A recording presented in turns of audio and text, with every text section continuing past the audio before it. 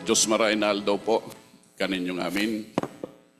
Our way of saying good day to all, invoking God's presence.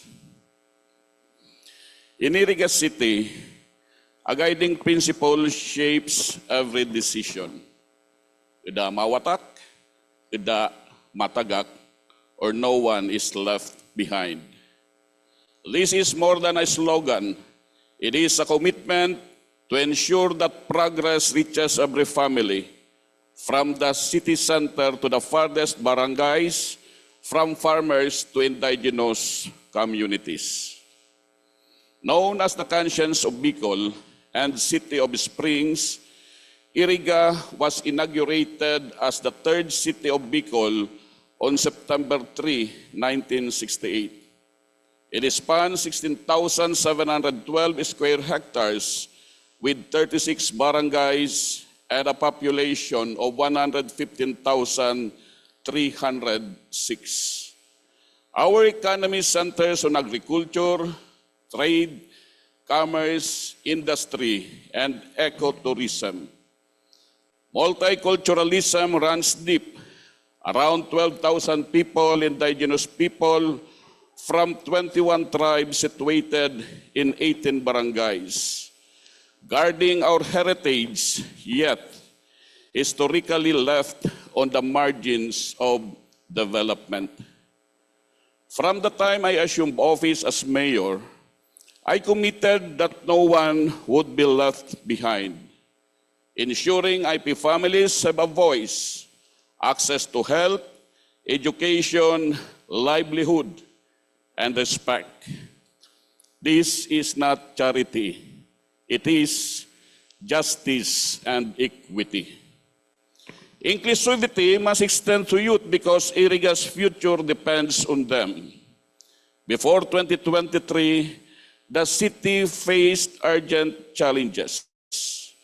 Adolescent pregnancies were rising sharply, with adolescent birth rate increased from 1.91% in 2020 to 4.83% in 2022, while modern contraceptive prevalence fluctuated.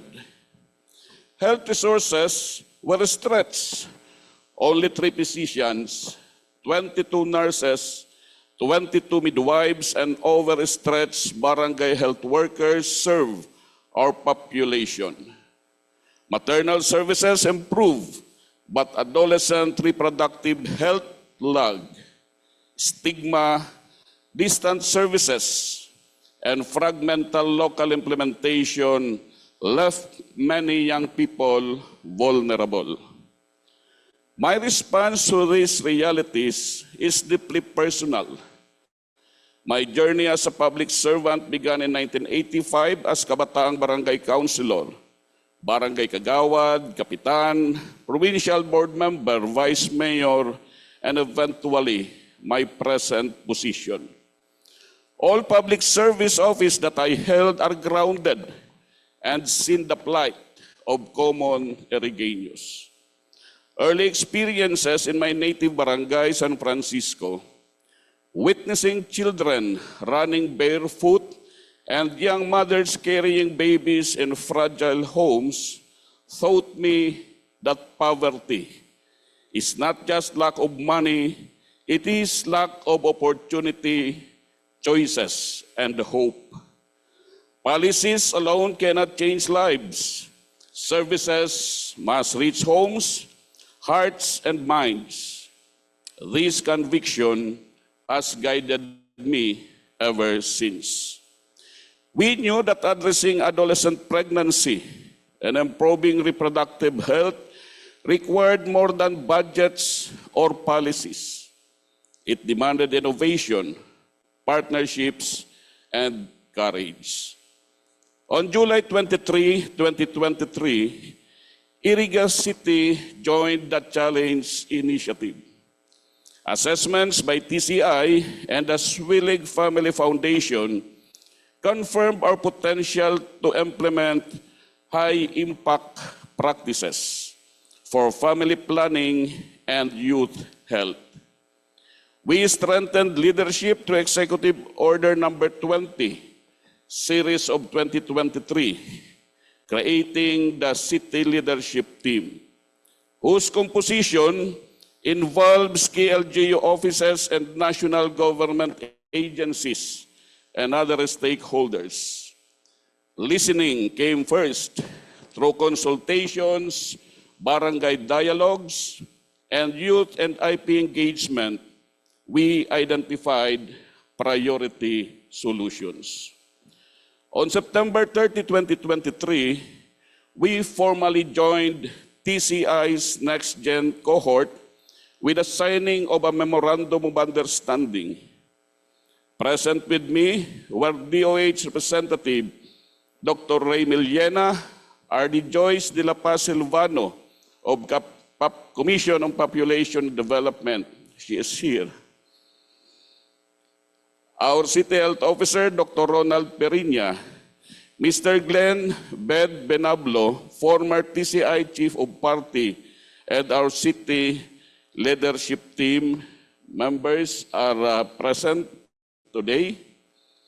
Guided by evidence-based high-impact practices, we prioritized post-pregnancy family planning, mobile outreach services, community group engagement, adolescent-friendly health services, and health leadership and governance.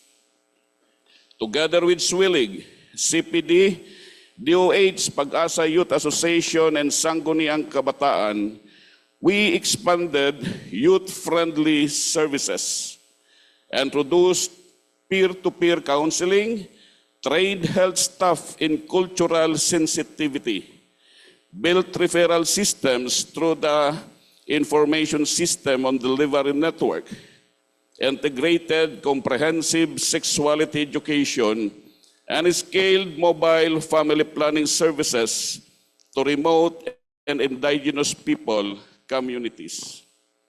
City investments match commitment.